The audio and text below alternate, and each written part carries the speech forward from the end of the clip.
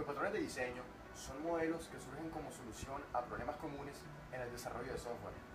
Lo que pretenden estos patrones de diseño es estandarizar el modo en que se realiza el diseño, además de evitar la búsqueda de nuevas soluciones a problemas ya conocidos y ya solucionados anteriormente.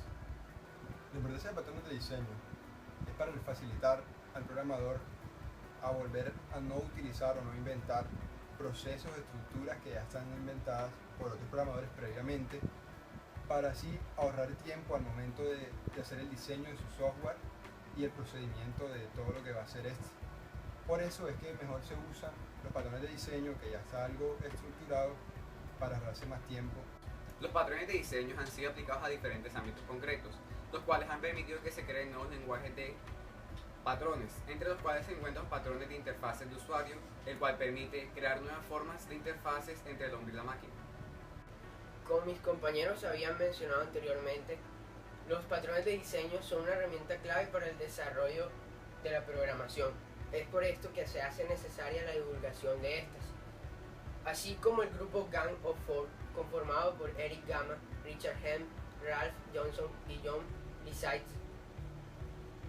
publicaron en el año 1994 el libro Design Patterns, Elements of Reusable Object Oriented Software, en el que se encargaron de recolectar 23 patrones de diseño. Al pasar de los tiempos, se han creado diferentes patrones, y esto ha conllevado a los diseñadores y arquitectos a tratar de clasificarlos en diferentes tipos. Estos tipos son tres. La primera son los creacionales, estructurales y de comportamiento. Los creacionales son los que tratan de darle solución a la creación de diferentes familias de objetos relacionadas o que dependen entre sí, sin especificar sus clases concretas. Permite trabajar con objetos de distintas familias, de manera que las familias no se mezclen entre sí y haciendo transparente el tipo de familia concreta que se está usando. Las ventajas de usar este tipo de patrón es que hace más fácil el intercambio de atributos entre familias, porque en el momento de que requiera, lo único que debe hacerse es cambiar o mejorar una línea de código. Fomenta también la constancia entre productos y la encapsulación es responsabilidad de uno mismo como programador. Los patrones de diseño estructurales están enfocados en la gestión de la forma en la que las clases y los objetos se combinan para dar lugar a estructuras más complejas. Al igual que en los otros tipos de patrones, podemos hablar de patrones estructurales asociados a clases y asociados a objetos. Los primeros utilizan la herencia mientras que los segundos se basan en la composición. Los patrones estructurales también están asociados a objetos que describen formas de componer los objetos para conseguir nuevas funcionalidades. La flexibilidad de la composición de estos objetos surge de la posibilidad de cambiar dicha composición en tiempo de ejecución, lo que es imposible con la composición estática y tradicional de estas clases. Los patrones de diseño de comportamiento son aquellos que están relacionados con algoritmos y con la asignación de responsabilidades a los objetos. Describen no solamente patrones de objetos o de clases, sino que también engloban patrones de comunicación entre ellos.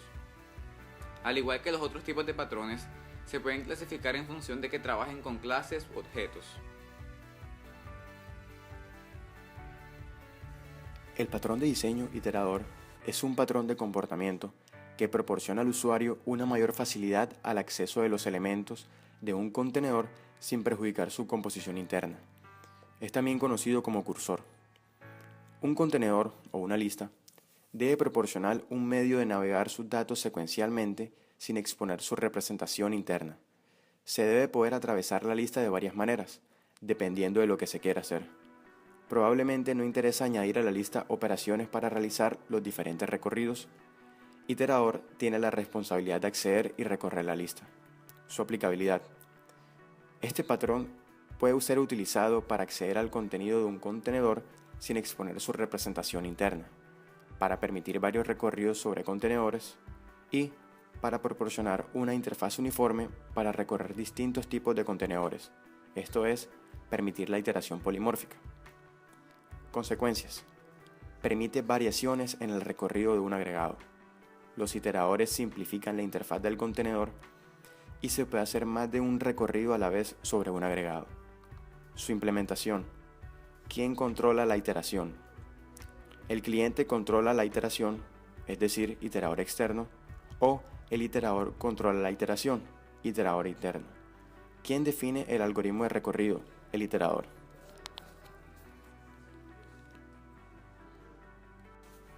Las entidades participantes en el diseño propuesto por el patrón iterador son: iterador, define la interfaz para recorrer el agregado de elementos y acceder a ellos, de manera que el cliente no tenga que conocer los detalles y sea capaz de manejarlos de todos modos. Iterador concreto, implementa la interfaz propuesta por el iterador. Es el que se encarga de mantener la posición actual en el recorrido de la estructura. Agregado, define la interfaz para el método de fabricación de iteradores.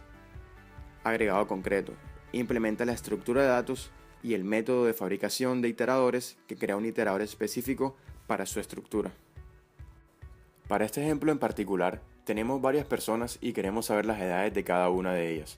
Para ello, recorreremos la colección de personas extrayendo la edad cada vez que visitemos un objeto de la colección. El método iterador nos va a permitir obtener un objeto de tipo iterador que representa la colección a recorrer, y los métodos disponibles para los objetos de tipo iterador nos van a permitir operar con cada elemento de la colección. El patrón de diseño singleton es útil para limitar el máximo número de instancias de una clase en exactamente solo una.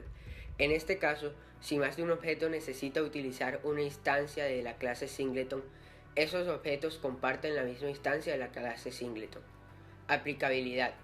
Debe haber exactamente una instancia de una clase y esta debe ser accesible a los clientes desde un punto de acceso conocido.